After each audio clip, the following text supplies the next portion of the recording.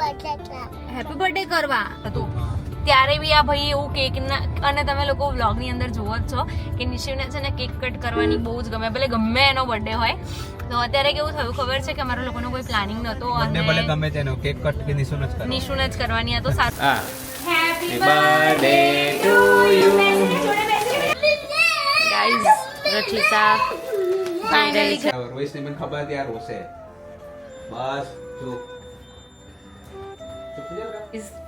આમ આખો જોઈ લો, મૂડ ઓફ થઈ ગયો. ખબર છે એટલે કે ભાઈ હું બી થોડીક દૂર રહેતી હોઉં અને આવી રીતે આટલા બધા ટાઈમે આવતી હોઉં ના. ચાલ આવજો બેટા. જય Shri Krishna. Hello everyone, Hare Krishna, welcome back to my new and fresh vlog. So guys, આજે છે ને 12 તારીખ થઈ ગઈ છે, સોરી, અને 11 તારીખનો જે વ્લોગ છે જેમાં વ્લોગની શરૂઆત જ નથી કરી, બટ બહુ મસ્ત મસ્ત ક્લિપ્સ હતી તો મેં એવું વિચાર્યું કે તમારી સાથે શેર કરું. તો ગાઈઝ, રચિતા પહોંચી ગઈ છે પાછી સાસરીએ, બરાબર, અને એ નીકળીને તો મતલબ કેવું ઇમોશનલ તો સીધી વસ્તુ છે કે ભાઈ થઈ જ જવાય, તો એવી જ રીતે, બટ એ તમને વ્લોગના એન્ડમાં જોવા મળશે કેવી બધી ક્લિપ્સ છે, શું છે શું નહીં. અને એની પહેલાં અમે લોકો ગયા હતા અલકા માસીનો બર્થડે માટે સેલિબ્રેટ કરવા માટે. એકચ્યુઅલી એવું હતું કે નિશુભાઈ જીદ કરતા હતા, જો કે વ્લોગની અંદર તમને બધું જ જોવા મળશે, તો તમે એન્જોય કરો અને કોમેન્ટ કરતા જજો કે તમને વ્લોગ કેવો લાગ્યો.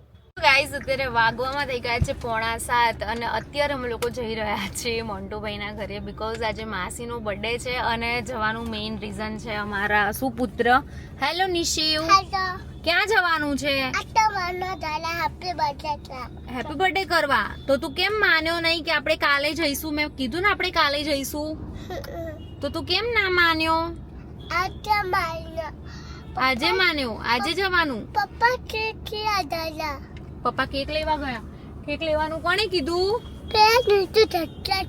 નિશુએ જાતે કીધું. બાપા, એવું જાતે કહેવાય?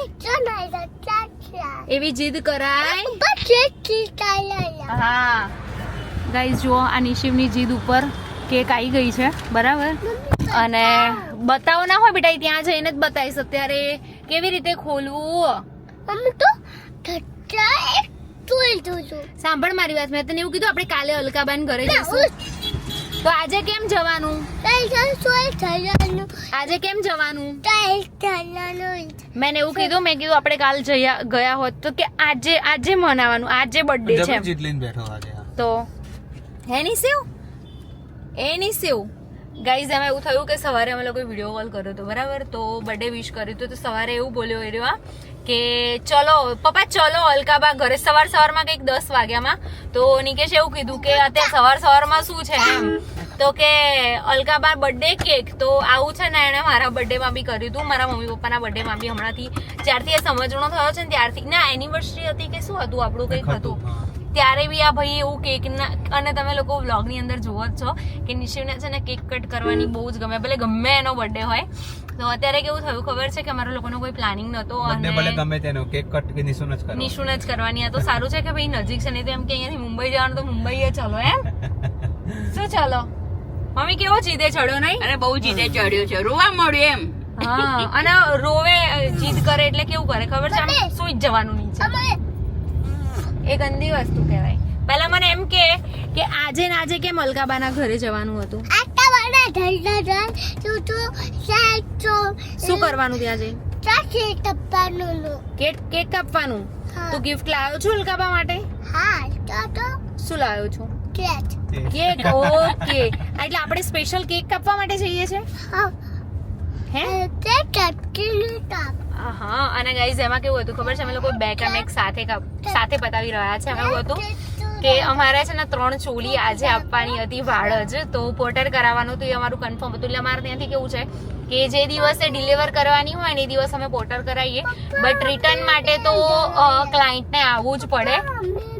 નિશુ 1 મિનિટ બેટા, આર્મી મેન આવશે.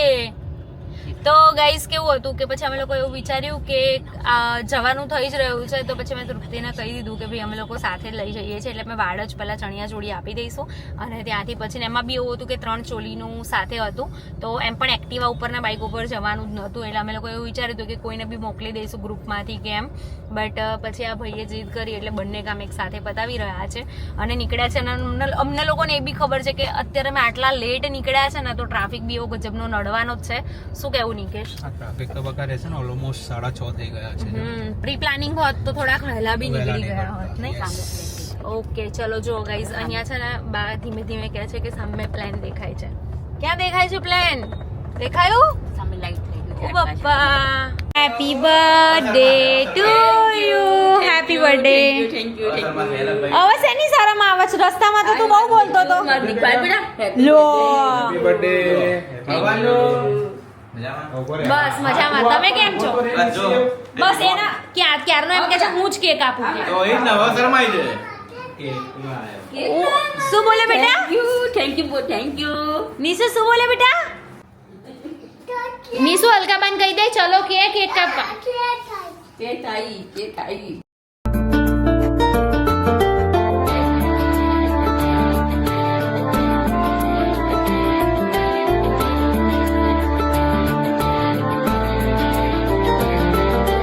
खुशियों के सावन को ये दिन लाता है, साल में सिर्फ एक ही बार दिन ये आता है, आया जन्मदिन तेरा ये मन आज गाता है, आया जन्मदिन तेरा ये मन आज गाता है, खुश रहना हर पल तू दिल ये कहता है, खुश रहना हर पल तू दिल ये कहता है, आया जन्मदिन तेरा ये मन आज गाता है, आया जन्मदिन तेरा ये मन आज गाता है. By guys. રચિતા ફાઇનલી ઘરે જઈ રહી છે. હવે હસતા હસતા જઈ રહી છું, બટ પહેલા એવું થઈ ગયું કે રોઈ લો, પણ રોઈ લીધું છે એટલે હવે હસતા હસતા જઈશું ઘરે. ભાભી તો બહુ જ ઇમોશનલ થઈ ગયા છે, હું જઈ રહી છું તો શું. નિશુ પિયા જાય છે ઘરે. સાચેમાં ઘરે જાય છે. તું ફિયા ઘરે આવીશ?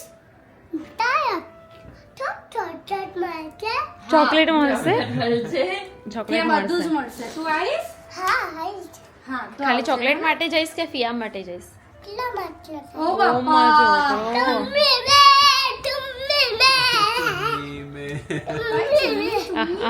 મસ્તી. ટાટા કહી દે. ફિયા જાય. ફિયાન ટાટા કર દે. હગી કર દે નિશુ. હગી કર દે. ફિયાને. ફિયા જાય. હગી કર દે નિશુ. ચલ બેટા આવજે. બાય. ચલો બાય. બસ યાર હવે રોઈશ ની મને ખબર હતી યાર રોશે. બસ ચૂપ ચૂપ થઈ જા બેટા. રોવાનું નહીં. હસતા જવાનું ને હસતા આવવાનું. Okay done. ચાલો. નિકે રોવાનું નહીં કહી દે નિશુ.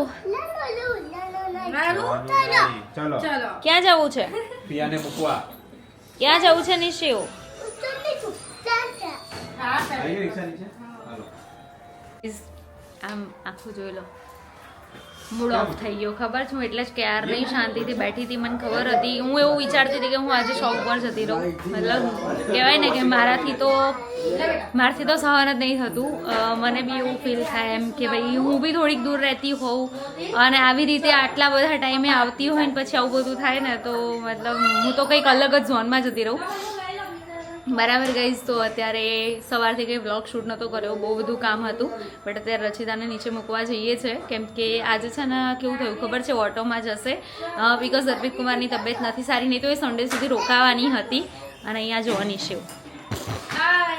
બાય. યસ હું બી આવી રહી. નિકેશ છે ને આમ કોઈ દિવસ કશું પકડે નહીં, પર્સ વર્સ કઈ પકડું જ છું ભાઈ દારો. મતલબ મારી વાત છે. હા તો સારું. હા મારું કોઈ દિવસ પર્સ પકડીને આવી રીતે ના આવે, બટ કઈ બી झूठ बोले कौआ काटे काले कौए से डरियो मैं मायके चली जाऊंगी तुम देखते रहियो. मैं भी जा रही हूँ ચલો बाय बाय जय श्री कृष्ण निशु टाटा कर दो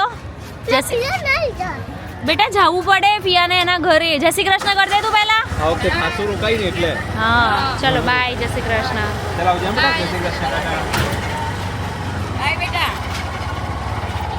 રોઈશ નહીં ગાઈઝ અત્યારે અમે લોકો પહોંચી ગયા છે ઘરે વાગવામાં થઈ ગયા છે 11:15 બહુ જ મજા આવી આજે અને ગાઈઝ કેવું હતું ખબર છે કે સવારથી એટલો બધો થાક હતો ને કારણ કે મેં ચોલીને એવું બધું વોશ કર્યું હતું તો આજનો દિવસ મારા માટે બહુ જ હાર્ડ રહ્યો હતો બહુ જ બિઝી પણ રહ્યો હતો અને બહુ જોરદારવાળો થાકવાળો પણ રહ્યો હતો બટ જેમ તમે બ્લોગમાં જોયું એમ નિશિવની જીદના લીધે અમે લોકો ત્યાં પહોંચ્યા અને જોડે જો કે એક કામ થઈ ગયું જે ચોલીને એવું આપવાનું હતું એની સાથે સાથે હું કિનલદીને પણ મળી હતી બટ એનો બ્લોગ મિસ થઈ ગયો કારણ કે કેવું હતું કે એ ટાઈમે મારો કેમેરો તો મારી ગાડીમાં જ પડ્યો હતો અને અમે લોકો જે જગ્યાએ જમવા બેઠા હતા ને ત્યાં જ અમને મળવા આવ્યા હતા બિકોઝ એમના મમ્મીના ત્યાં હતા અને ત્યાંથી નજીક જ અમે લોકો જમવા આવ્યા હતા નજીક એટલે કહેવાય ને કે વોકિંગ ડિસ્ટન્સ પર જ સો અમે લોકો ત્યાં મળ્યા અને બીજું બધું તમને એમના વ્લોગની અંદર જોવા મળી જ જશે તો એમના વ્લોગમાં જઈને જોઈ આવજો સો બસ ગાઈઝ આજના વ્લોગમાં આટલું હતું વ્લોગ સારો લાગ્યો હોય તો લાઈક કમેન્ટ શેર ચેનલને સબસ્ક્રાઈબ કરી દો મળીએ સરસ મજાના વ્લોગની સાથે ત્યાં સુધી બાય હરે કૃષ્ણ